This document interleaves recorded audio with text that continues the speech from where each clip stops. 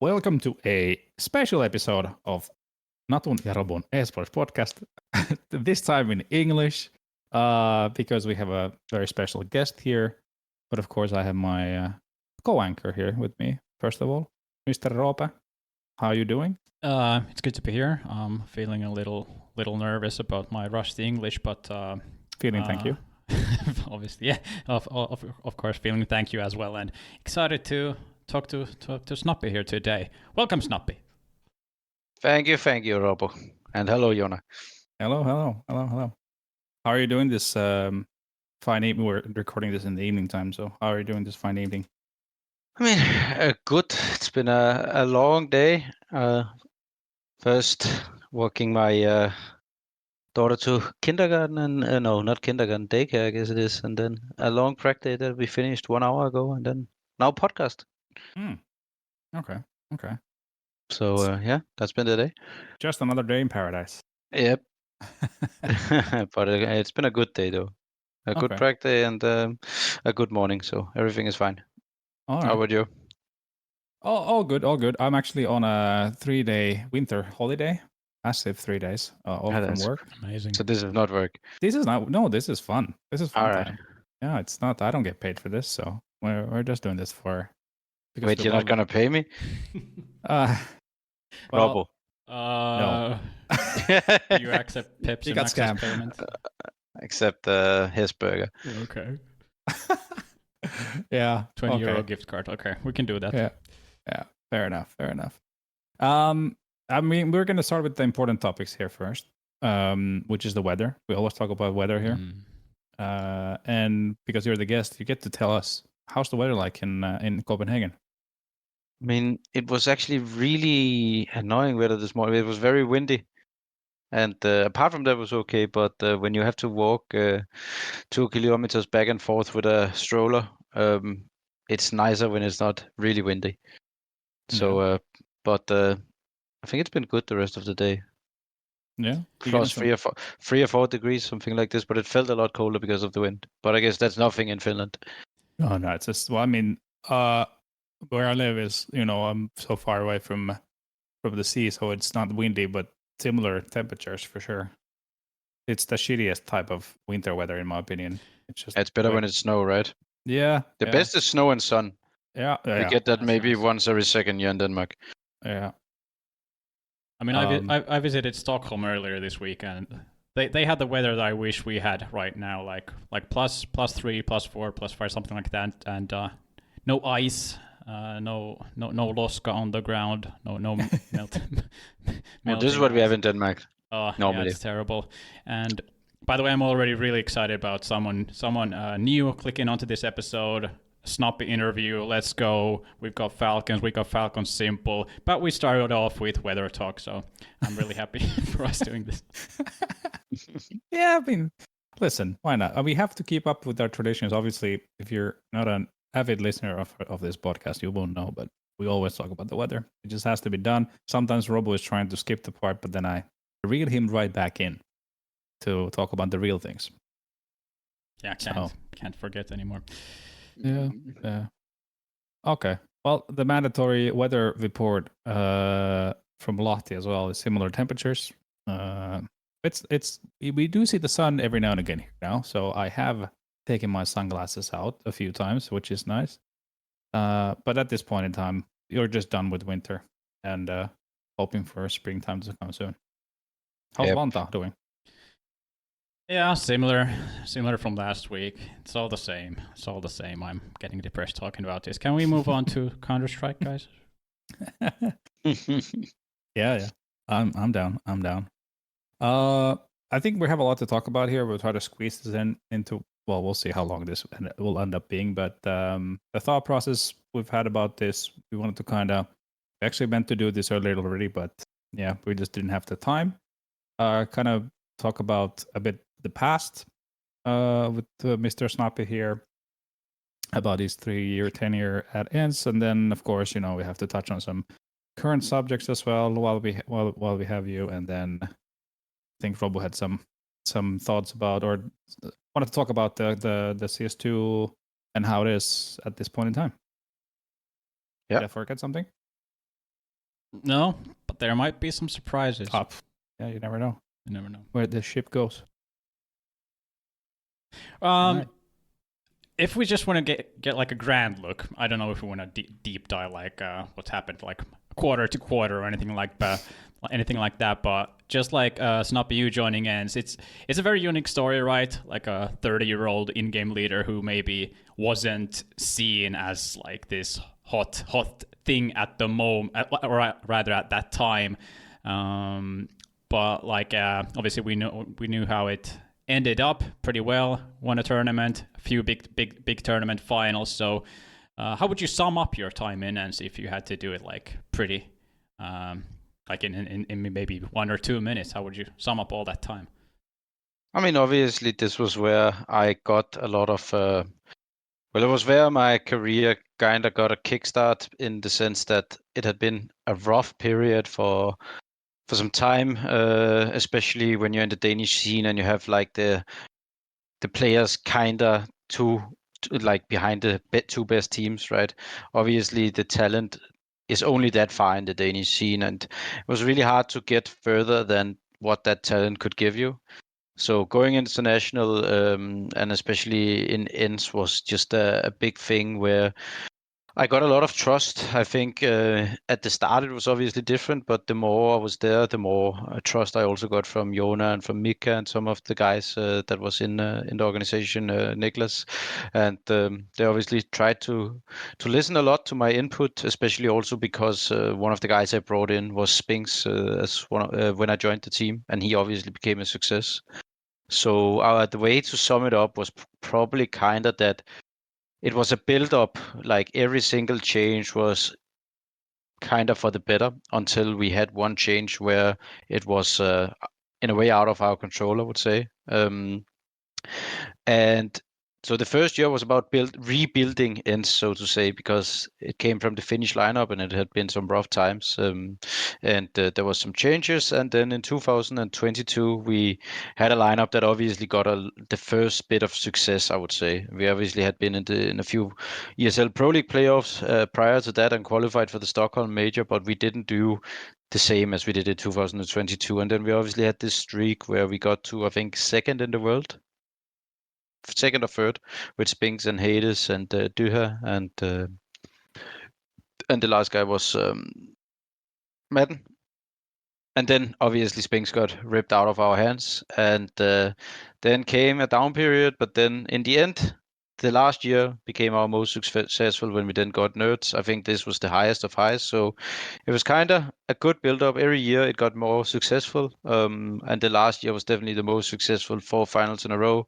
We finally got a tier 1 trophy. And well, I guess Jona agreed that 2023 was out of the 3 years I was there, 2023 was definitely one with the highest consistency.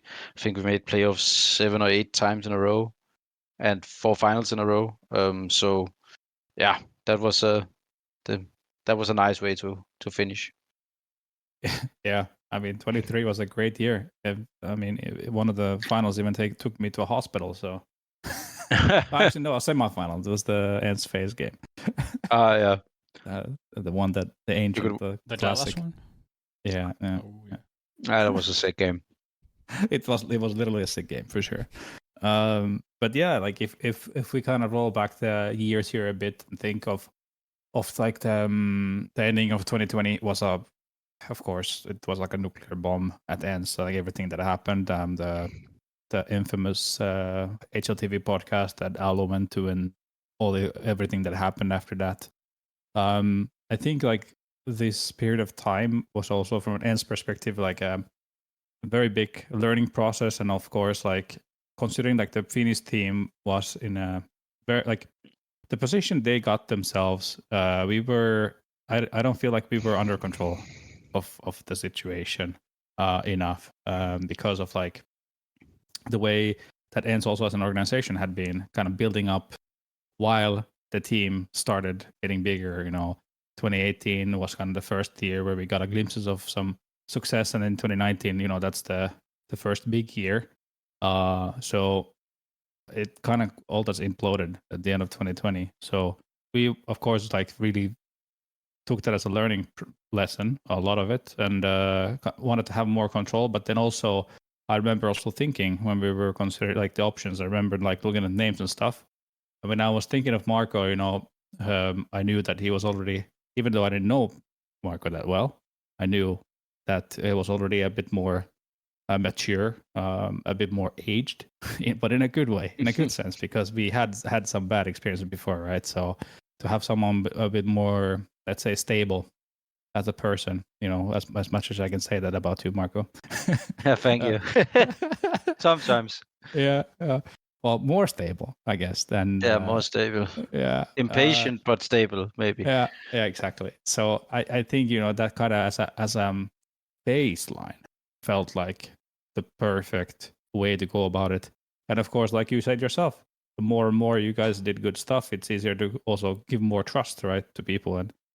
And at the end of the day, it's all about always hiring the right people. Like that's what you have to do as leaders of anything, really. Like you're always looking to find the smarter people, smarter than you, preferably, right? Yeah, of course. That's, I think, what we managed to do. And then we kind of put a baseline for the whole the tenure. But it's kind of the same when I do. Obviously, I don't do the hirings, but I come with a lot of the suggestions for the hirings for the players. And that's obviously also because if I'm the captain of the team, I need the best personnel to shoot headshots. So it kind of goes like further down into me than later in the organization, right? Yeah. Yeah, obviously you had a lot of good players next to you, but how much are you willing to take credit for all these player successes like Spinx, Nerds, and Sunpayus, who now have been in the HLTV top 20, Spinx in the top 5, most recently in Vitality? Are you willing to take some credit for all those players and their success?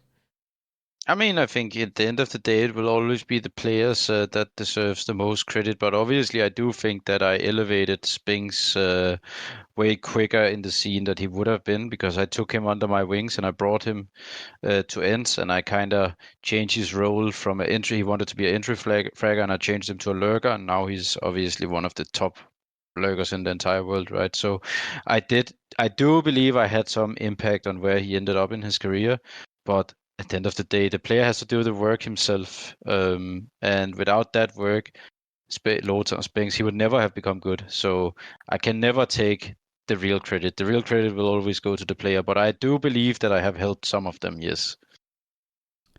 Yeah. I mean, it's easy to say, like, of course, it's always a multitude of things. Like, it's not just one person, one thing, and this or that.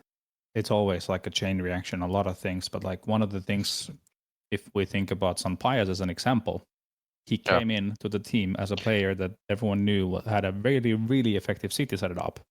But his T-sets was where he was struggling coming into ENCE. And I'm sure this could be something you could elaborate on that maybe a bit. Like, I think we worked a lot with it, me and Neto, and also with Alvaro. But he's also we pushed. I think we were like at the start, we didn't know what buttons to press, but I think we learned that along the way. About pressing him into certain things where he could improve his T-side orbing, making him more selfish, less of a setupper. Like he wanted to always set up people with flashes and smokes and all of this. He saw JM doing it and Shiro and stuff like this, but we kind of tried to push him more into a Afro device, Saivu simple play style, right? And because this was where we told him to start watching demos of these guys, and whenever we saw him do good, like the things we wanted him to do when he did it in practice, we always remember to praise it and stuff like this. So kind of trying to push the right buttons, but then also at the same time, Sunpayus Alvaro is a insanely hard worker.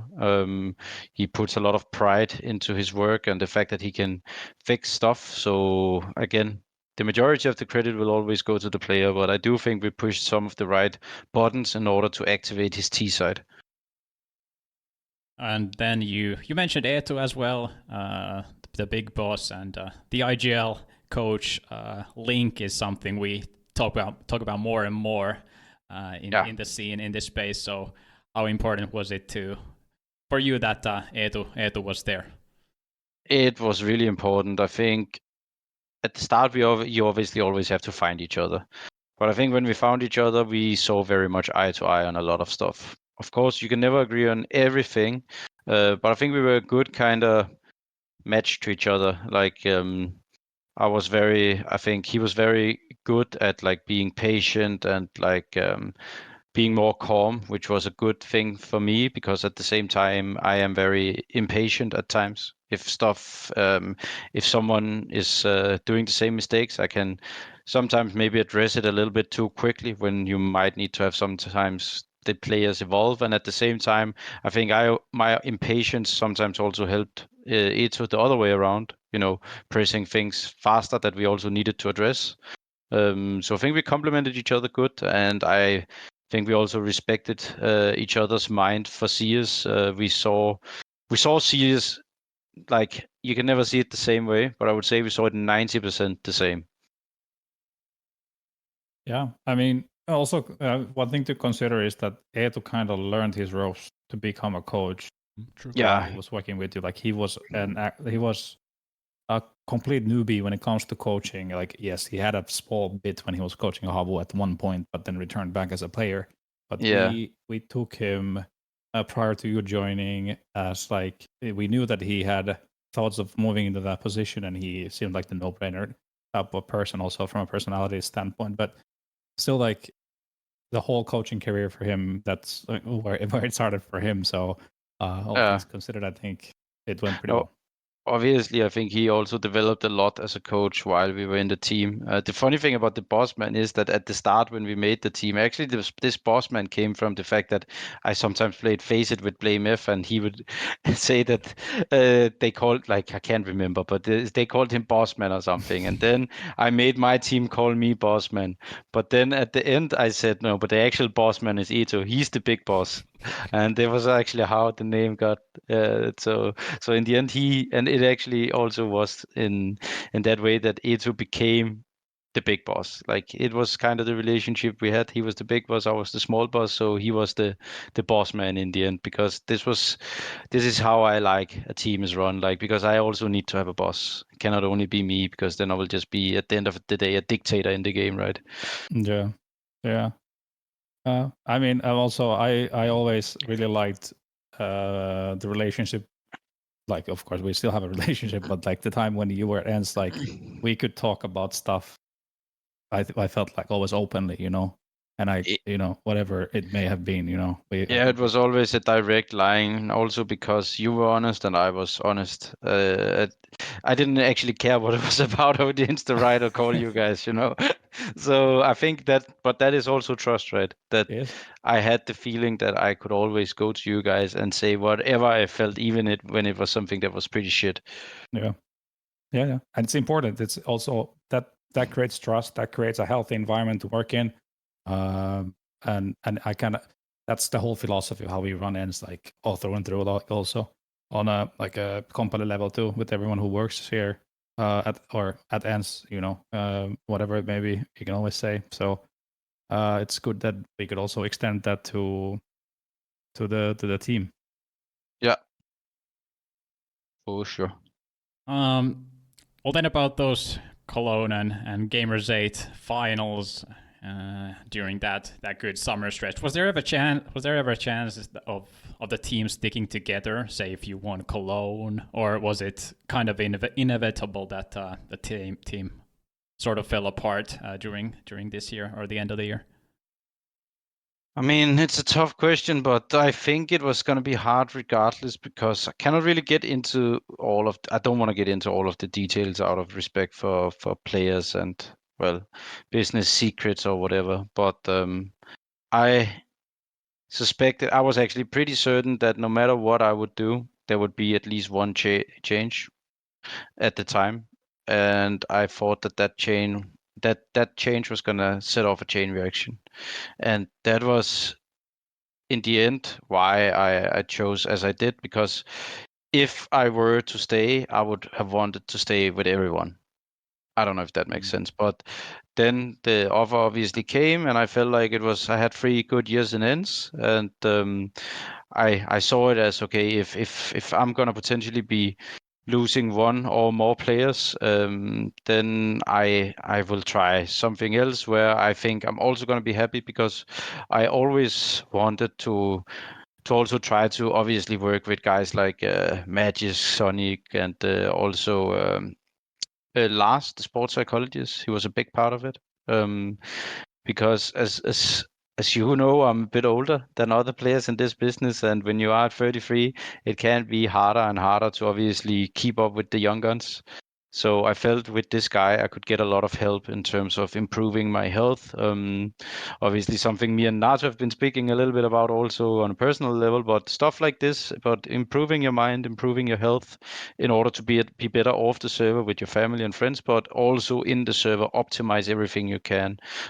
So there was, I think, even okay, if we would have won both Cologne and Gamers 8, maybe it would have been different, right? Because maybe those suspicions I had that we would at least lose one player would not have been there. But I think it was also probably going to be hard regardless. Yeah, that's the honest answer. Yeah, we're in a what if world now for sure. But in that circumstance, if you consider that that would have effectively put the team like at the like number one in the world, winning those titles, of course, like everyone thinking and feeling that, hey, this is a team we can win with. I'm sure there would have been a way to find terms where everyone would have been happy to stick together. But that's so many ifs and buts, and what could have happened, that doesn't really matter at this point. Who knows? Yeah. And I mean, like with all the s1mples and Shiros in the world, it was pretty remarkable that that 5-man unit made all those finals and won the IEM Dallas tournament. It was actually really impressive for that team to do it. Was winning Dallas your favorite memory in ENCE, or does something else spring to mind, Snappi?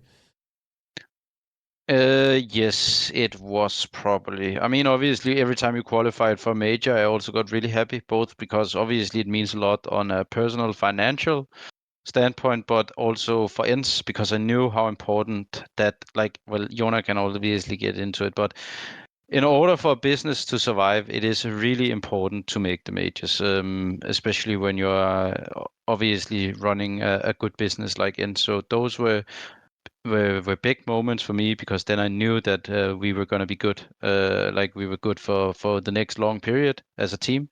But the biggest, of course, was when we won Dallas. It was my first Tier 1 trophy, so it was a big relief, a chip off my shoulder, where I felt like, all right, I sometimes thought, will it ever happen? And when we won that, it was, well, I think it was also a big thing for the ENCE guys, because they had also been waiting for it for a long time, since I think you won, was it a Star Series or something? No, Blast. Blast. Yeah, okay, but a 6-team. Yeah, well, no offense. All right. I was very happy to bring that trophy to ENCE myself. Okay, now we're talking. You're playing the Blast circuit now, Snappi. Yep. You gotta be careful, buddy. True. You gotta be careful, buddy. But I want to, if you don't mind, Rebel, I want to kind of reel back a bit back in time. I know 2023 was a very interesting year and all that, but considering that we have a lot of we're Finnish speaking podcast, at 28 out of 29 podcast episodes that had been recorded, this being the 29th, which we're doing in English. So we have a lot of Finnish listeners here. So I just wanted to kind of touch on a couple of players that along the line you had Finnish teammates, right? You had Doto, you had Allu. Yeah. And Eto, yeah. And Edo, of course, we spoke about him a bit already, but kind of your thoughts on these guys, just I guess generally speaking. I think obviously we ended up going with other players at the time, but I would say that I actually really liked playing with both of them. I thought Allu had a lot of natural talent and a really funny guy, but I think at the time he was also still a bit affected by obviously the whole situation that had occurred 5 to 6 months earlier, and I think he maybe needed a short break at the time, but a very highly skilled Orbit that well, I think he's still proving he can actually play at a very high level. Obviously he's not doing it in Tier 1, but every time I look, his numbers is really good. So obviously still really skilled and a really funny guy off the server, in my opinion. And Doto is more of the typical Finnish guy, I would say, where allu is not so typical Finnish. I think you two can maybe address that, but this is more the way I see it, where Jonas was more just a what do you call it, like really nice but reserved guy. He would obviously be, he would definitely say his opinion, but he would also be this, well, I guess what the Finnish, how do you even explain the Finnish stereotype, as you see, kind of, where it is more, he is a bit more mellow and but I think Dota was a phenomenal clutch player. But the thing was, at the time, as you both knew, we already had Spinx and Pavel, and we had some pretty big role issues, I would say, because both Doto, Spinx, and Dyha would function best in the outskirts of the map, which meant we needed a map control player. And that was in the end why we ended up parting ways with Doto, because he wouldn't thrive in the role he had with us, and we needed a guy like Madden at the time that could just run through a brick wall. Yeah, ended up being a pretty good change. I'm always hoping that Doto makes it to another major, because, as you know, the Stockholm major that you made, you didn't get your stickers into the game in that one for some reason. So I always feel a little bit bad for him. But, I forgot. Maybe one day. That was weird. It was, to be honest, a little bit of a scam.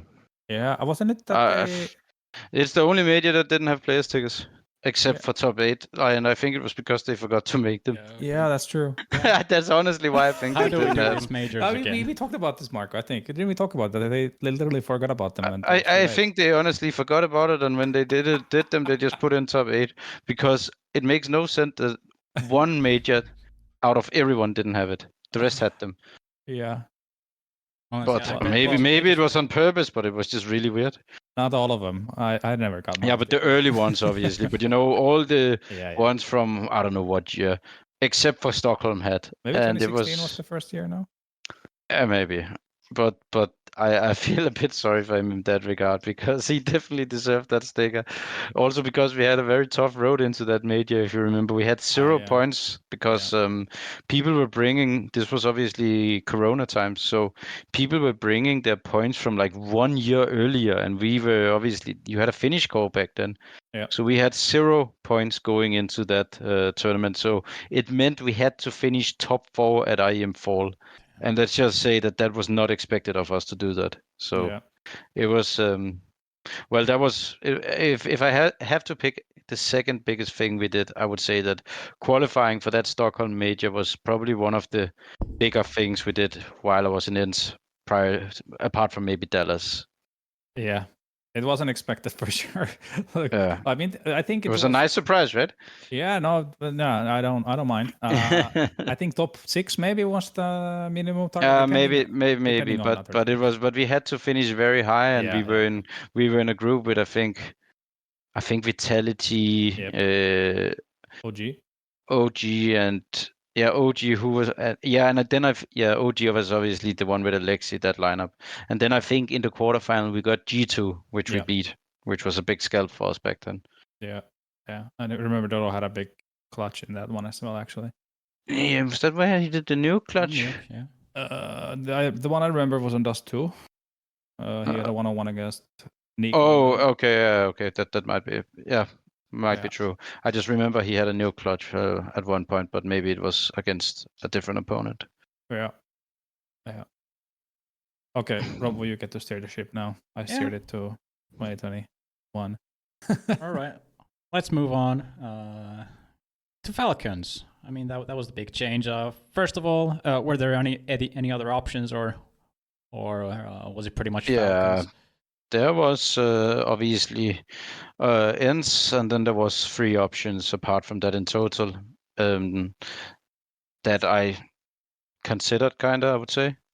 I cannot get into what, obviously, but there was some different options. Maybe there was obviously more if I went further down, but I obviously talk about the one that was interesting to me, right? But in the end, it ended up being between ENCE and Falcons, and well, as I said, I alluded to it earlier, I was pretty convinced we were going to lose at least one player because of some circumstances that happened in other teams also and so forth. And I was thinking this could be another situation like we had after we lost Spinx, where the team could go into a very long downward spiral potentially. And I was like, fuck it, I will then hit the reset button and go to a place where obviously it's going to be very hard to like, we can probably keep players, well, I would say easy. I hope it's okay to say that, Jonah. You get what I mean, right? But the point is, it's but that was kind of the thing. But the biggest thing was obviously that I was like, if we are potentially going to go through a small rebuild, then I'm going to try to work with Lars and Sonic and Magisk and some of the guys I've been wanting to, obviously, as a Dane, work with for so long, because I saw what they achieved in other teams.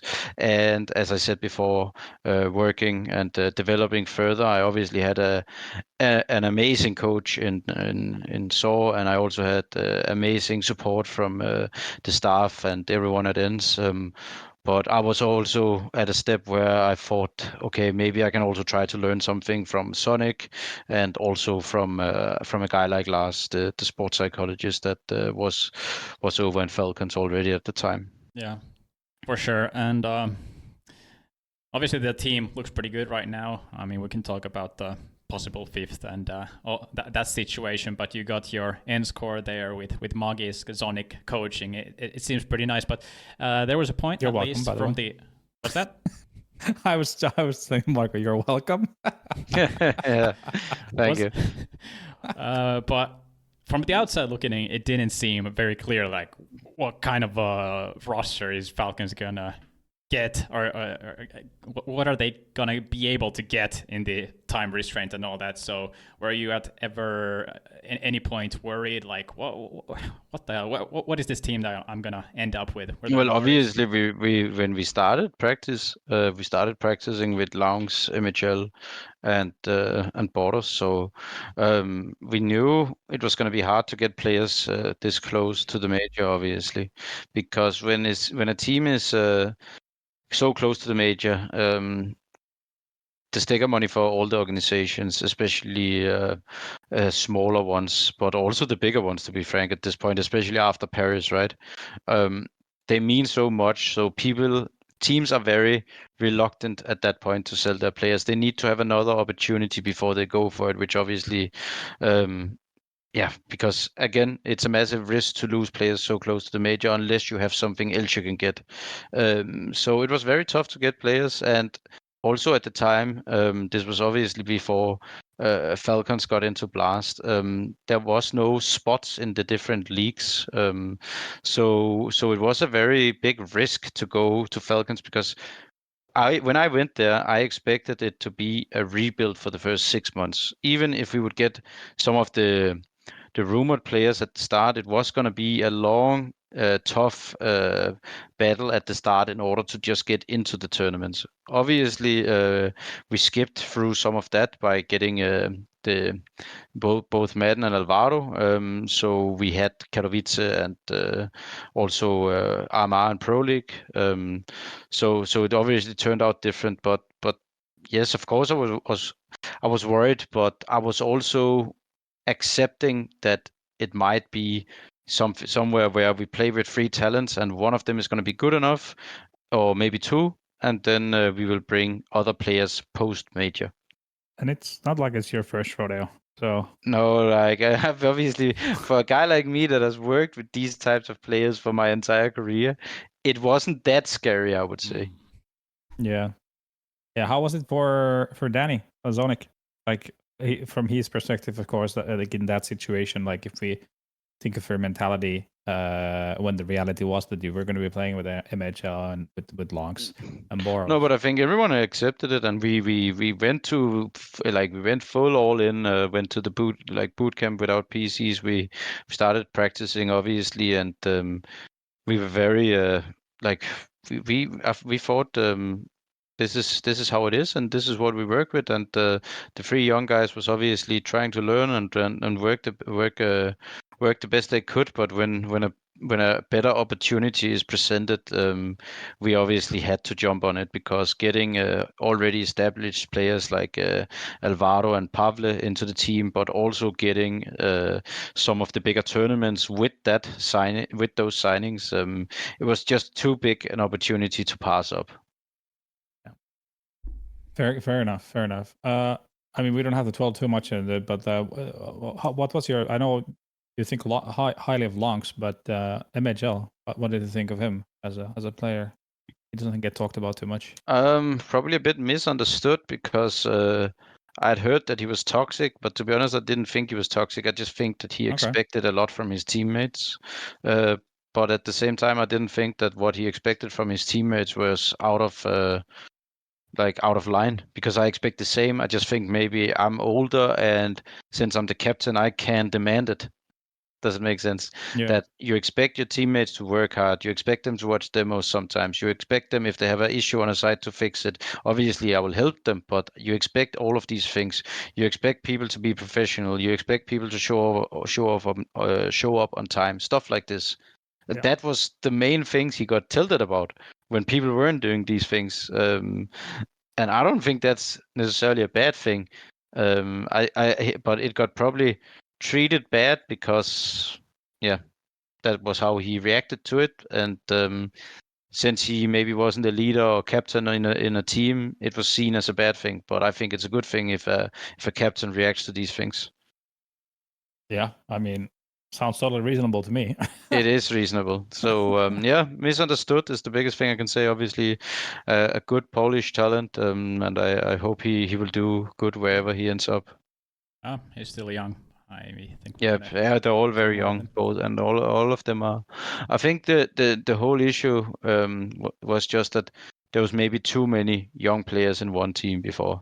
And then it's obviously tough, because you also need some more experienced guy to nurture the talent. Like I think we had a good balance, obviously, in ENCE, where we had some older players, and then the younger players became older, and then we could take. You know what I mean? Yeah.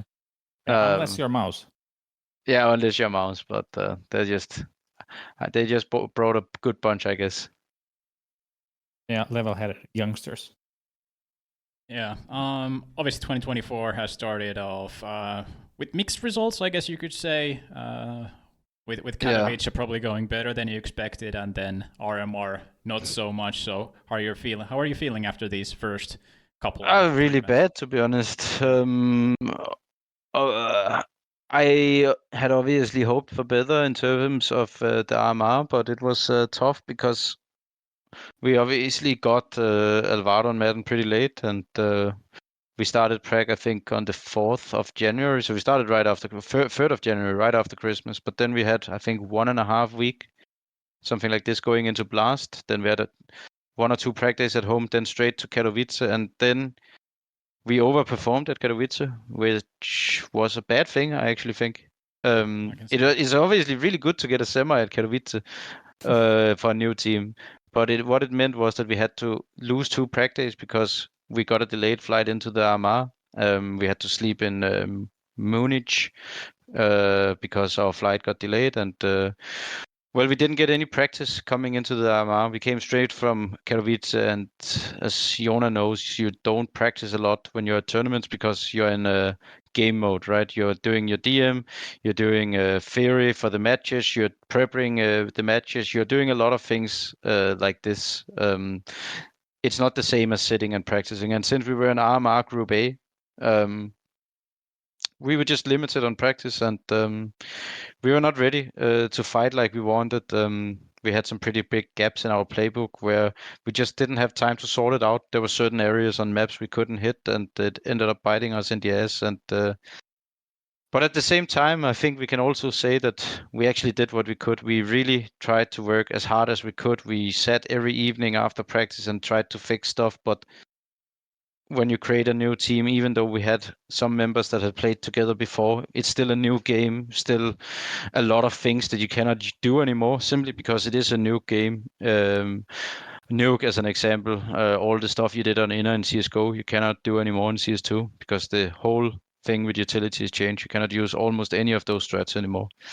So we were limited on practice, and we were obviously hoping that individual level and some of the momentum we could bring from Katowice would carry us through, but it didn't. I also think we obviously got a bit of a tough draw. We got FaZe in the and then I think we got Eternal Fire, and I think Eternal Fire is very underrated. And I also actually think we should obviously have beaten Armcal. There's no excuse there, but I don't even think they are as bad as people make them out to be. So it is what it is. It sucks, especially because it's in Copenhagen, and for me it would have been, it would have been very big to play in, potentially in front of my friends and family at a major, but there's nothing to do about it now rather than move forward and work as hard as we can.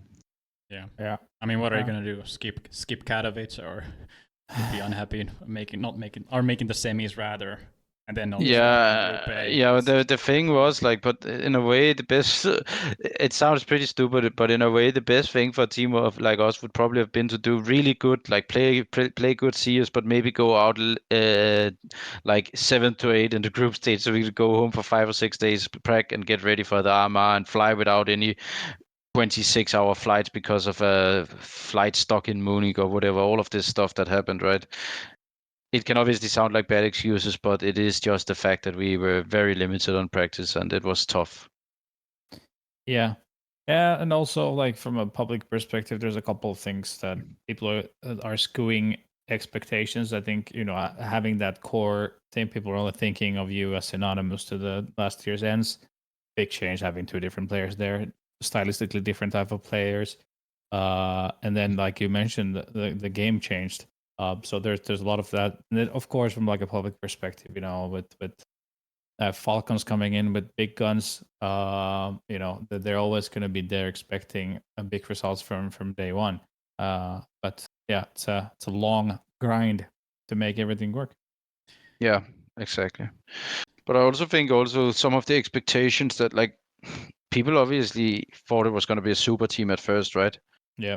And I think that kind of still carries over, but I would say that considering what other teams are signing players for, in terms of obviously what certain amount, like we still obviously only did one buyout in this team, and I would say that the term super team is maybe also a little bit, well, I would say wrongly used to a certain degree, because I think we have a very good team. But it's not like well, maybe now you can say it is with the stand-in we have, right? But now it's a little bit of a different situation, because the stand-in we have is definitely a mega superstar. Yeah, but at the same time, I mean, it's you can't go around the fact that the RMR was a failure. I mean, you should have gone through it. I mean, I hate to say it, but it is a fact. Yeah, but that we 100% agree, and it's also why it was disappointing for us. As I said, like we expected that with limited practice we could still limp through. Yeah. You ended up obviously making a roster change after bombing out the RMR and benching Boros. What are your thoughts on Boros as a player, his potential, and maybe why he didn't reach it yet in this Falcons iteration? I don't want to go too much into detail, because obviously I think Boros tried his best, and I'm not gonna go into much. I think it's too new and too private right now that I'm just gonna maybe I can talk about it on a new podcast in a year. But for now, I just wanna keep that one kind of more private. I obviously think he did really good in a lot of the matches at Katowice, and he has a really high talent. So I would say his future is in his own hands, because he has a very big gift in terms of especially his aim. But I think that is kind of where I want to go with that. Okay. Should we talk s1mple? Who doesn't want to talk about s1mple? I opened Twitter and I was like, X, and I was like, what's going on here? I thought it was fake. Yeah, I was sure someone was just memeing, but no, it turned out to be true. Yeah, I mean, obviously he came in like it was very sudden. I didn't know much about it until very shortly prior to it. I think it was a deal that was struck very late with a loan. But obviously, what can you say about him? He's the GOAT of CS:GO for a reason, right? When you play with him, obviously he hadn't played a lot of CS2, but you can already see now. I think we had some practice days, and let's just say that it gets crazier and crazier. Like some of the stuff he does gets more crazy by the day. So I think that's just like everyone else have seen for the last almost 10 years with him. He is a very, very talented player. Let's just say that. Yeah. How has it, like, of course, like he had the tenure with international Navi for a bit, but then like majority of his career he has been playing with a Russian speaking teams and in a certain philosophy, I guess. Jumping into something like what you guys are doing, how quickly is he adapting to the way that you guys are I mean, playing? he's naturally gifted, so he's really fast at picking up stuff. I think also he's been playing in international teams prior to Navi, also after Navi. He's been grinding FPL all the time, so it's nothing new to him to sit and speak English, and it's nothing new to him to take charge. And obviously, I think it is fair to say that we need a star player. Like kind of like we had in ENCE with first we had Spinx and then we got nerds. That is what we need. And I think it's fair to say that he is definitely doing the job so far from where I'm standing, and more than that also. So he doesn't have an issue. I need you to tell me a trade secret. How much double up are we going to be seeing from Falcons? That I cannot obviously get into, but it's actually very hard to get a double op in CS2. I can tell you that much. One op is already pretty hard. Yes, it can be hard to just get a Valorant op. Now we had to get them two, or what? Yeah. Well, maybe if there is a free op on the ground, we can take it. But let's see. So you've been practicing with s1mple a little bit. We have seen his rifle before. Obviously, he is one of these players who just doesn't just use the op. He's very proficient. I think it doesn't matter. There's certain players like s1mple and s1mple where just give them a weapon and they're gonna be fine. Yeah, I mean that's two players out of the millions in the world, but yeah. Yeah, but these two, I'm pretty certain a guy like Donk already from seeing him, like I think you could also give him an AWP and that would probably work fine. There's just certain players that have so much natural talent for the game that it doesn't really matter what weapon they have; they're gonna shoot people. Yeah, it's sort of unfair if you ask me. Yeah, it is also.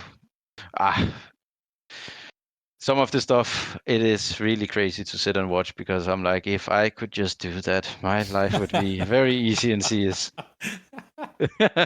Yeah, you just hope to die each round in practice so you can watch him play.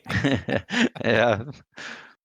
It is maybe there's probably, I guess, when you play with guys like s1mple and s1mple and stuff like this, it is probably also the guys you want to spec a little bit more when you're dead. Mm-hmm. Yeah. Was it the moment where you watch a little bit of a frag movie? Was that the moment where you're like, okay, now I realize why Spinx wanted to go to s1mple? No, I definitely understood that because obviously, like when you get the chance to play with some of these players, it's very hard to say no just because of the abilities that they have will lead to wins. Yeah.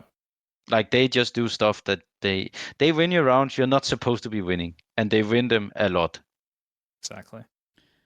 Like there is so many games where I've seen Navi or Vitality where they should have lost 16-13, but they win 16-12 because of these two guys just doing stuff that they're not supposed to do.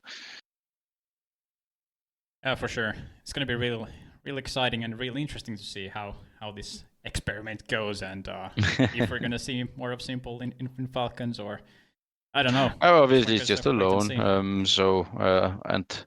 But we go in and we will obviously try to do our best in Blast, and yeah.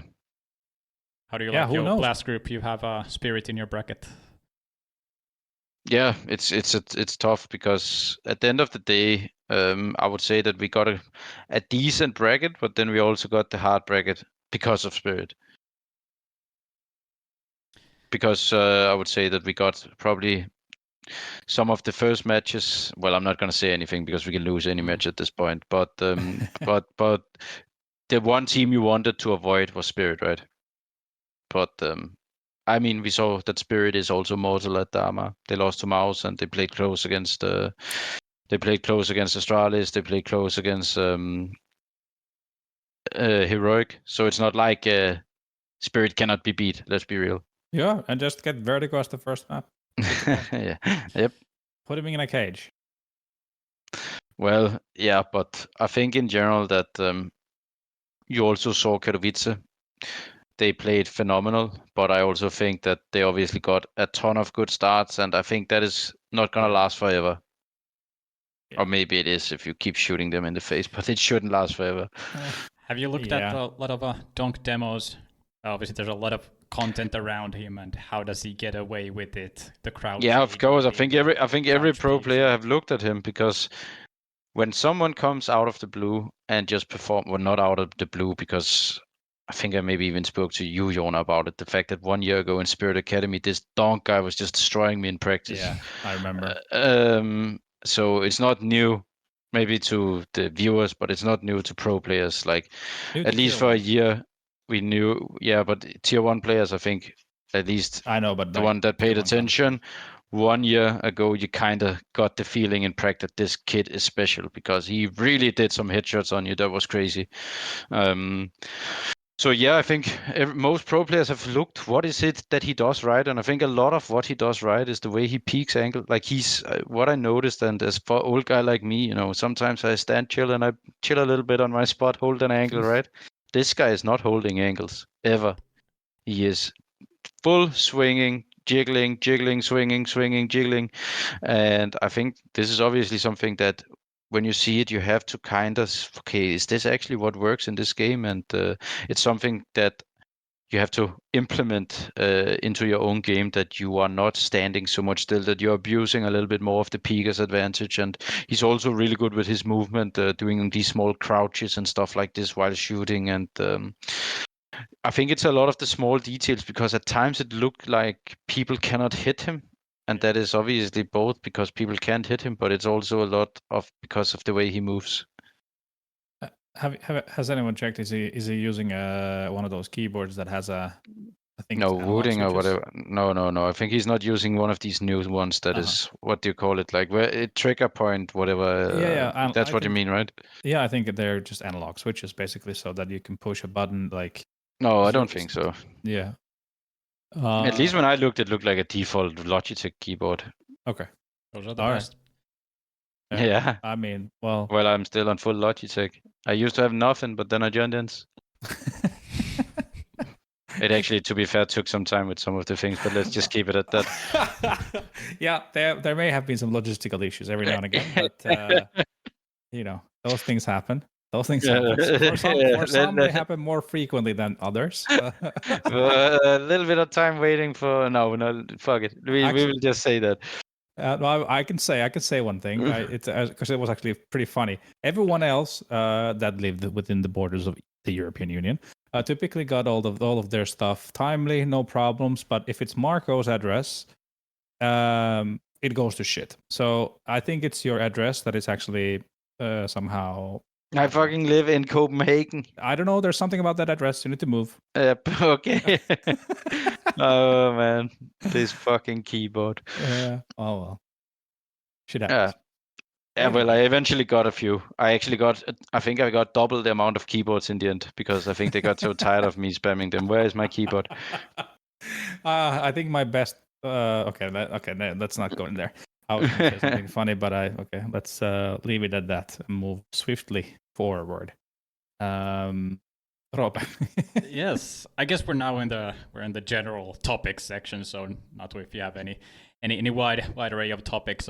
Here's the chance for that. But I have something. I have a couple of Snappi quotes here, and that'll steer us to maybe like CS2 discussion where it's at an MR12. So here are a couple of Snappi quotes.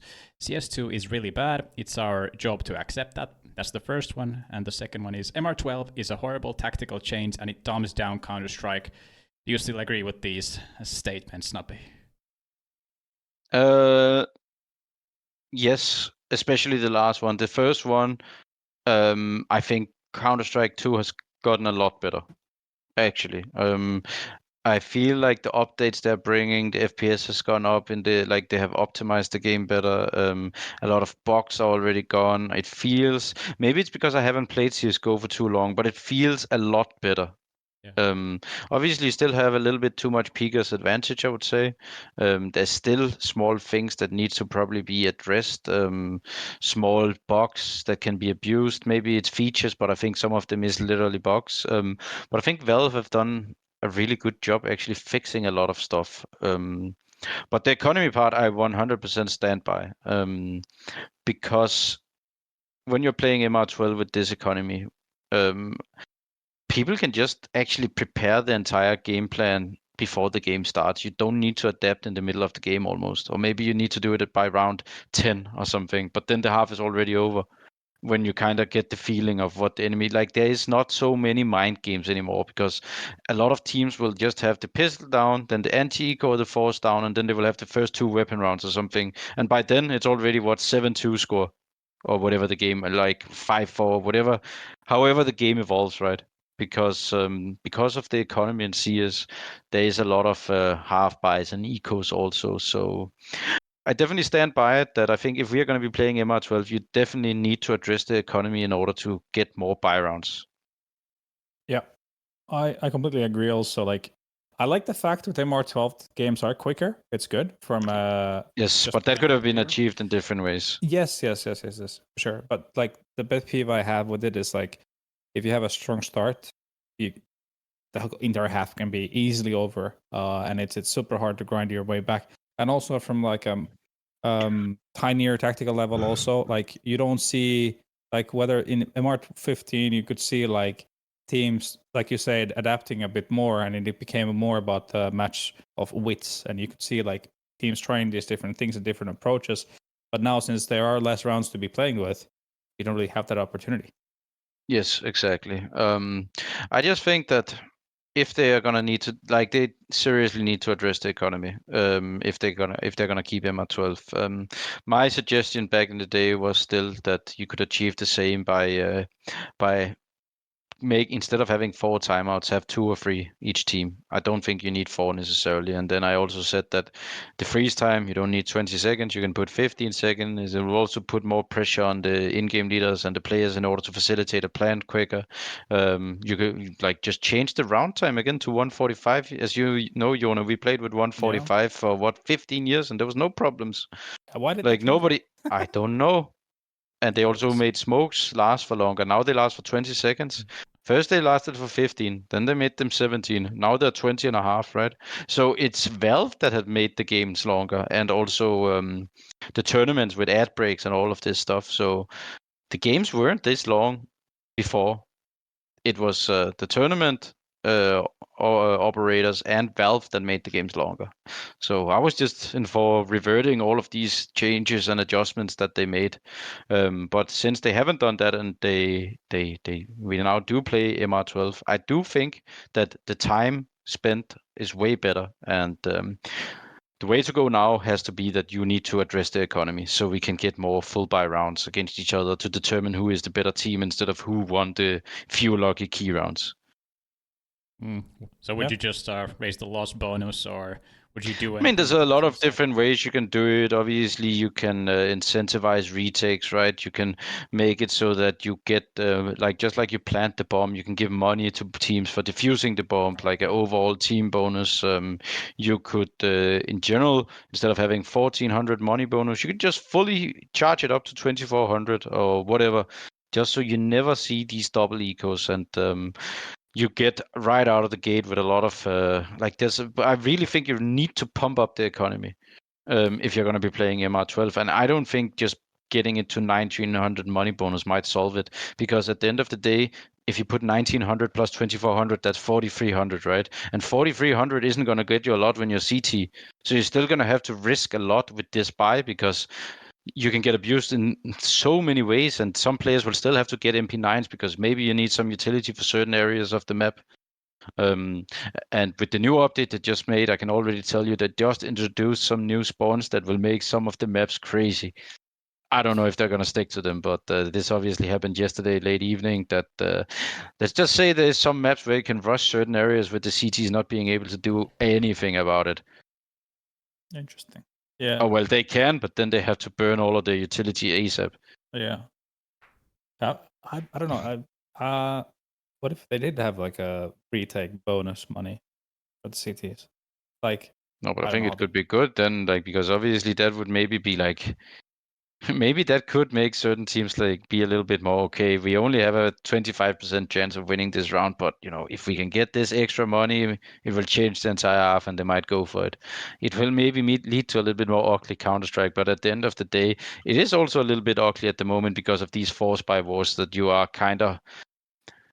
have to kind of go into full force buy war in this game because it's MR12 and the economy is so important. And if you lose the economy war, you're really in a bad place in MR12. And it's also a new game, so even like that's a big factor in making the game a bit ugly every now and again from a CS purist. Yeah. I do like the idea of incentivizing retakes more because in general, for the viewer, the retakes are like successful retakes are one of the most exciting things to watch in a Counter-Strike game. I feel like we need to make like fireworks go off anytime a successful retake happens. Like. But there's a million ways you can address it. There's not necessarily only one right solution to it, but I can at least say that the solution there is right now, I 100% agree with the statement that I made that it is not the best one. There's better solutions out there in terms of adjusting the economy. But as I also said, it's my job to also accept it as a professional player, and I am actually having a lot of fun playing CS2 now because the game itself have gotten a lot better than it were. And it seems like it keeps getting better and better with each small update. Yeah, most definitely. It's getting a lot better also for a more now casual player. Well, I mean, not maybe for casual player, but I'm talking about myself. It's the game, how it runs, how it feels to play is more and more natural. It feels like Counter-Strike while having these new nuances and elements that make it also fun to learn things all the time. One of the things that has kept me invested in Counter-Strike all these years is the fact that you're never complete with the game. You always learn it. I feel like I've learned Counter-Strike 100 times at this point in my life, like it's a complete new game basically. I guess you learn it until you unlearn it. Yeah. Because when you get older. Well, I mean, yeah. Also, even I'm at a young age of 38. I still feel like I keep learning in some ways. I feel. Yeah, of course. But it was Sonic who told this to me, that because obviously when I play, I give info while I play, right? Yeah. Like I communicate while I'm shooting and stuff like this. And he said, Marco, I also used to do this, and I thought I would never lose it. But now when I play Face It, it's really hard for me suddenly, even though it came so natural. I feel like I can still do it, but maybe he hasn't played as much over the years. No, well, I don't know, but he obviously still plays. But he just said that it was weird because he thought back then that how can people not communicate while they're playing? Like, and I'm not talking about like just saying one, but like you're shooting a guy, and while you're shooting him, you're saying stuff, right? Hey, shout out to most of my teammates on Face It when I play with them. Yeah, but he just said that it's annoying him that you kind of suddenly these things was just harder than it used to be. Yeah. But I guess it is just when you play the game every day for 6-7 hours, there's just certain things that becomes habit. Exactly. Yeah. I've got one more regarding like the in-game stuff, very nitty-gritty, and we have a great CS mind here. So, Snappi, are you willing to entertain my dumb idea? I have a solution. I have a solution for CT side starts. Okay, so no objections. Here we go. So far, no objections. Okay, so you always play very, very aggressive on CT side pistols because you never want to let the T's plant. So that basically makes it impossible for the second round bulky Galil with maybe one AK Tech 9s, all the utility when the T's lose the pistol and force up with the bomb money. So have I solved the start to CT sides with this strat?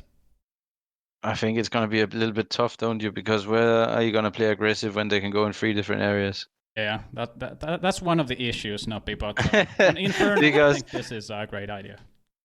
Yeah, but you see, the issue would probably be that, okay, we are playing Mirage here, okay? Okay, let's play Mirage. Okay, how are you going to prevent them from planting on both A and B? If you give me that solution, I will do it next pistol round. Okay, so I guess you push B-apps with 2 and... Yeah, I mean... And what happens? Hard. What happens when there's 5 Glocks in B-apps and your 2 guys just get traded 2 for 2? I mean, it sounds like a standard pistol round, 3v3 retake. It sounds like a bomb plant on B after this. Oh, that's true. Okay, I tried. I think the way, like, obviously, I definitely agree that you want to avoid the T's from planting if possible, but the way to avoid it is probably more by just fucking gambling and stacking one side, hoping you shoot all of them before they get the bomb down. Yeah, that's true. I mean, maybe there's certain maps where you can do this other thing, but I don't even know which one. I think it's only good for Inferno, though. Yeah, maybe, but we don't play that, so thank you. Oh yeah, I wanted to ask you about that right now. Yeah. How are you liking it? Some people are saying it's the worst map pool we've ever had. A lot of people don't like Vertigo. Overpass is out of fashion. A lot of people are critiquing it. But I definitely agree that where is the train? I always loved train. I really liked the fact that it was really CT sided and you had to work hard for the T rounds. If you got 6 T rounds, you were super happy because it was such a CT sided map. And I like maps where you have to work hard for the T rounds.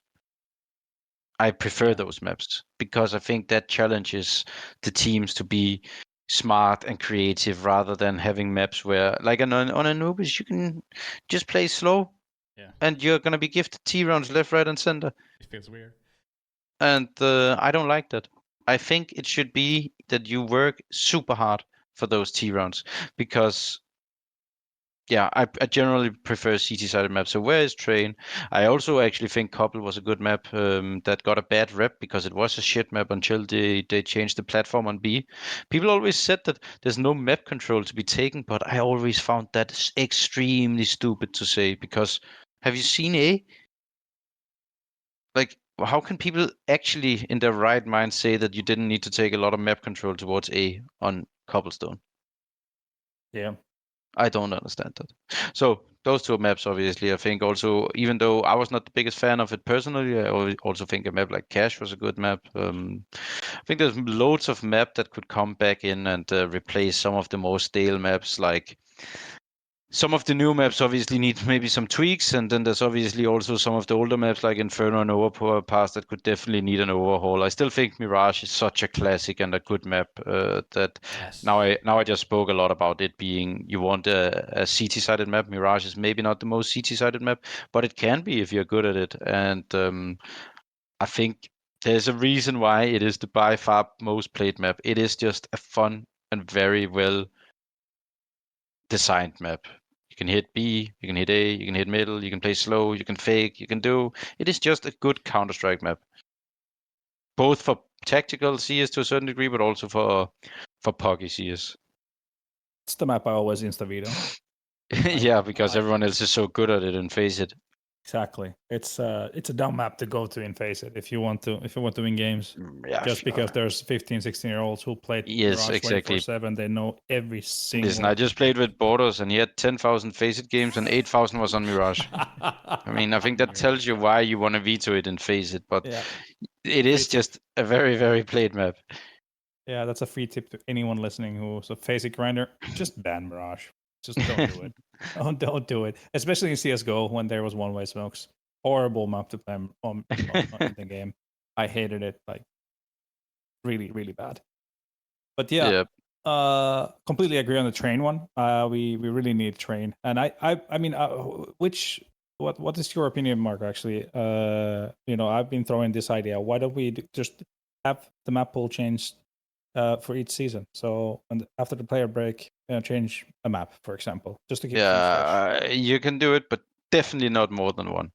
Yeah, I saw someone suggesting you should make a double change, and I think that is madness, because that will just lead to lower level Counter-Strike. Because you need time to get better on a map. Like sometimes the meta evolves over years on a certain map, so I think it would be bad. But I think having a yearly change in the map would be good, and then it shouldn't necessarily be the oldest map. It should just be the map that is like, obviously it's hard to be completely objective about it, but try to figure out which maps is maybe not the most popular, or which maps is maybe not working as good as intended. Take it out for a year or two and then rework it and then put it back, and then maybe you could have 9 or 10 different maps that goes in rotation where you have 7 of them that is played. But we maybe don't need to make new maps necessarily. Maybe it's more about like adjusting the maps that you have a little bit.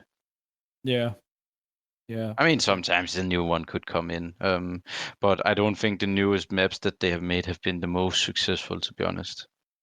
Yeah, I mean, we were good at them, and so for us it was successful. But that doesn't, just because we were good at it doesn't make it a great map. Yeah, but think of how many iterations of Ancient, for example, we've gone through. Like even like during the time you were at ENCE, like the map. Yeah, there was a lot of different. Yeah, I definitely think it's better now. There was a point where it was a little bit too crazy, because the CTs could just take all of the control with utility, and the Ts just had to wait 50 seconds every round. Yeah, now it's the other way around. Yeah, now the Ts can just go full crazy. It's true. Yeah, I saw Brolan's molly to cave. I was like, I've never. Clay was not enjoying that. Yeah, exactly. That's like, okay, that's my position ruined. Thank you very much. What am I supposed to do now? Yep. So yeah, but for sure, Robo, you still have something you wanna talk about? I had one thing in my mind. Okay, go for it. I wanted to kind of have a quick deep dive into like IGLing is a fascinating topic. You know, I was forced to do it. I think it's very common. How was it for you, by the way? Did you end up as an IGL by choice, or did you cut? No, I was forced to do it. No, I wasn't forced to do it. I was asked to do it. Yeah. And then I kind of just picked up the role and accepted it. I guess for the first year or two, sometimes you kind of like had the thought of, because I felt like I got better at CSGO at the time. When I was coming back, I wasn't the greatest individually, but over the first 2 years I came back, my individual level actually got higher, and I actually had some decent numbers for quite a period while in-game leading, and I did think about going back. But then I just stayed in the role, and my numbers decreased again, and now I'm still an in-game leader. So I think I accepted it after a year or two, but it was, I think most in-game leaders, there's not a lot of in-game leaders that just start out doing it. Most in-game leaders, especially a lot of the good in-game leaders today, didn't start out as in-game leaders. I didn't start out. Kerrigan didn't start out. Apex didn't start out. Glaive didn't start out as an in-game leader. Yeah. Maybe Glaive did it very early, but you get the point that it's very rare that in-game leaders are starting out as in-game leaders. Yeah, I mean, it wasn't the case for me either. No. Obviously, some do. Maybe this Shui guy from Mouse, which is obviously big talent, did it. Also but I also heard generation. this. Yeah, but also this Kixan guy, for example, from Heroic, that was in Apex before. He also said it was the team who wanted him to do it at the time. So I think it is very natural that a lot of the time the teams just, okay, we don't have an in-game leader, and then they look at the team, who could actually in-game lead here? Hey, mate, can you try? And then that's how you get into it, a lot of the time at least. Can you put yourself in the shoes of a younger Marco who was starting his IGLing phase of his career, and kind of like, what was your thought process, or how did you approach the game? Like, or did you start instantly like doing things in a certain way, or did you start learning? I was obviously not so young, because I obviously went to younger school, and I retired. I went to school. I worked in finance, and I was obviously gone from CS. But then when I came back, I think, what was I, 25, 26 maybe, something like this. But I would say from when I started in-game leading until now, I think one of the biggest differences is that back then I would be very, very strict and a lot out of spawn, because that was how I like, we would stick to the to the protocols and all of this, because that was a way of keeping control. But I don't know if you can remember, but when you start, you want to keep control because you're so new to it. So it's very hard for you when the round actually goes crazy. Yeah. So it's easier when the round is in a box. So I think that's how I started out as an in-game leader, and it was way harder back then to be more off the books, if it makes sense. For of course, I was doing this like in a very different version and different world of Counter-Strike. But for me, when I was in game leading, I was thought like my approach to it had to depend on the type of players that I had, and that I also, of course, I felt also especially in the earlier days that we had to make a lot of the calls off of spawn because people were just not smart enough to adapt. Especially when you have players that are not so experienced, you need to do it. When you have younger players that doesn't have a lot of input in the round, because I cannot sit and say, let's say we are playing overpass, and I say, okay, let's go B. Maybe I can sit and micro one guy. You need to do this smoke and flash for us here. But the other 2 or 3 guys that are going to B, they also need to offer what they can do. But if you're playing with a lot of young, inexperienced, better players, if they are never gonna say what they're gonna do, you need to just make a protocol. Okay, so when we go B, we do it in this or this way, and we always just do it in this or this way, because if not, we're just gonna go in without any utility. Yeah. So I agree with you. The personal matters a lot. Yeah, for sure. And also I remember like even we had like a bunch of different defaults we would run, but then I would always in spawn offer that if X happens, we do this or that. It's something that I have tried. I don't even still know what is the right approach, because in some teams I would say like, all right, let's do this default into this B. Yeah. But in certain other teams, I would just say, let's do this default and then see how it evolves. Mm-hmm. And I think now it's maybe a mix. Sometimes I make the end round call at the end. But what people need to understand is just because you say, let's do this default into this B round, it doesn't mean you have to end in that B round. Like, let's say you then default and you get 2 kills on A, you can make a different call. Yeah. But it gives certain certainty to the players. Yeah. Especially there are types of players who need that certainty to kind of do their thing so that they have an end goal in mind already. Or also not to overextend in the round, because if there is no end goal, a lot of players see it as a free pass to just go and peek. Yeah, or throw their utility, just randomly. Yeah, or lock themselves. I remember on those 2 a lot of the time, if you didn't say it, okay, let's go A, just rotate from tunnels, and then your B guy have locked himself into the left corner so he cannot move because he says, I think there's over on B. So now he's just there for the entire round. But this is actually very kind of comforting to hear that certain things have not changed, even though I'm almost. No, I think the better players you play with, the less it happens, the more input you get. Yeah. The more experienced and the more skilled players you have, the more input you get. Yeah. Good input, because there's also bad input. I kind of like this idea of talking to a younger Snappi. And Snappi, what would you say to a younger in-game leader Snappi? Maybe some lessons that could have been learned a bit quicker. Go international. You're stuck in the Danish scene. Yeah, don't get eaten alive by Australis. No, because there's no way to climb the ladder. Because the point is that I was always, maybe I can get into North, or maybe I can, but it was not possible, because you have to realize the best players was in Astralis, the second best players was in North, and then the third best players was in Heroic. You know what I mean? So even though I thought I was better, I was never going to climb that ladder, because you're still 5 players in a team. So the best suggestion I could have given to a younger sniper was just fucking leave the Danish scene. Fair enough. Okay, last one from me. I think considering you are easily can be called a veteran IGL at this point, you've seen a lot of things. You've been successful, but you've also seen the bad side. Where does a veteran IGL like yourself go for inspiration? How do you make sure that you are always, kind of thinking ahead enough? I look a lot I try to learn a lot from young players.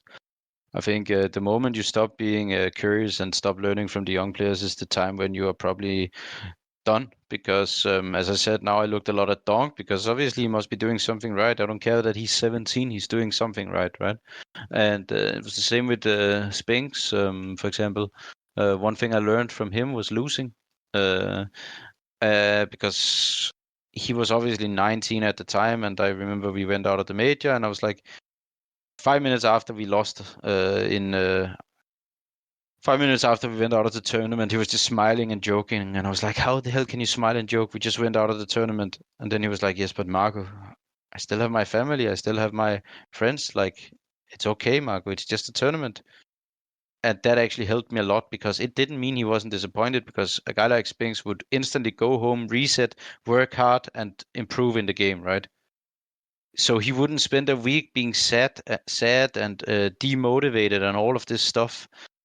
And it's something that was actually a big learning for me, because I would be very hard on myself after every tournament loss. It would be very tough for me, because I knew, especially back with the heroic lineup, where we weren't in all of the tier 1 tournaments. So when you had a big chance, you really had to grab it or you wouldn't be in the next one. And if we then would go out, I would feel bad for weeks sometimes. But I kind of got that mentality that I'm able to reset faster because there's other things in life that are important. And if you make CS too important, it can also become tough. It doesn't mean that it is not fucking important, because I'm working my ass off every day to achieve the goals that I have. But if you get stuck in the mindset of being sad for too long when you go out of the tournament, you won't improve for the next tournament. So there is learning to be made both outside the server and inside the server from a lot of young players, I would say, just like they can learn from the older players. Yeah, hitting nail in the head there, and also having perspective in life. I think we spoke about this with you, being a parent. That there was some discussion on the public forums for, I can't remember who it was about, some players that are parents, how that would be, I think maybe it was about 3. But anyway, it doesn't matter who it was about. That how having a child could be somehow a negative thing for a player, and I couldn't have been more pissed off about that opinion. Yeah, but for me it's a superpower, because I can tell you, when I'm at home, all of this, like my day-to-day life, like when you're a parent, as you know, and especially when you have smaller kids, you don't sleep as much, and like all of these things, right? It's obviously way rougher because you go up a little bit earlier, you have long practice days, then you're a little bit together with the family in the evening and kids and whatever, and then when they go to bed, you go and work again, right? That's it. Yeah. To be honest, because I work to achieve my dreams, so I work really hard. But then I can tell you, when I go to tournaments, it's like a fucking vacation, because every player is like, I'm burned out. I'm not burned out after a tournament because I get to sleep, I get to play, I get to enjoy. Like, what do you mean? It's not tough. It's super easy suddenly. Yeah. Like, that doesn't mean like I really enjoy and I cherish the time I have with my family. But my point being is that when you are at a tournament, you suddenly have so much free time to be 100% fresh and also work really hard at the same time and just enjoy Counter-Strike while you're there. Also, because when you're there, you need to maximize everything, because if you don't do that, then it's not worth it, and you are not doing what you're supposed to do to your family at home. Because when I am traveling so much, when I'm at tournaments, in order to be able to look myself in the eye, I need to give everything while I'm out of the house. Yeah. And also, like, when you're more already an older player, you know that, every chance you get, also you have to put in 110%. Like, as an example, like Carrigan's reaction when they lost the final in Katowice, when he was crying, that was genuine, because of how much he cares about it and how much he puts into it, and he knows Yes, it's and not you going to need happen. that. You need that hunger. Yeah. You need that hunger, because I think if you don't have that motivation anymore, I think it's going to be really tough to continue, because the level is so high. Yeah, exactly. No, but it's anything really. If you get jaded about it, then it's time to call it and just find something else to spend your time on instead. Yes. I love this. This is actually an important topic. Yeah. But yeah, I also think that when you have kids, you also and the family at home, you also try to really enjoy that time when you're with them, and you get like you can kind of use it a little bit as a free space off CS sometimes. But you just kind of try to be present with them, even though sometimes when you are working a lot, it obviously you can still sometimes be stuck in work in your head, but you also owe it to your family and your kids to be 100% present when you are with them, and kind of leave with work. And sometimes you also need to leave work for some hours or for a few days sometimes, if you have a break or whatever, and just be present with your family so you don't only get stuck in work, because that can also be something that, in my opinion, leads to bad performance. And you also need to sometimes breathe and enjoy a little bit of stuff outside of Counter-Strike. And just be Marco. Yeah. And that's Snappi. Yep, exactly. That's fair enough. Yeah, some beautiful sentiments here at the end. I think we're at the end here. So, Natu, do you have anything else, or we're going to close this? I think that's a pretty cool note to actually end this one on, to be honest with you. Some reality check for, I don't know, the younger listeners maybe. That, you know. But I also think a lot of there's enough pro players that have now proven that having a kid is not, the end of the world. The end, no. I think you have Electronic, Hobbit, and Honda. I would say pretty good players still, and have achieved a lot while having kids. Yeah. So. I mean, I was just going through some pictures. So I sent you the picture yesterday.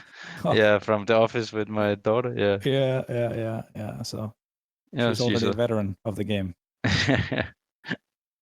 So we're at the end. As we say in Finnish, the word is free. So anything you want to let the people know out there? No, thanks for listening, and kiitos. Kiitos. Kiitos.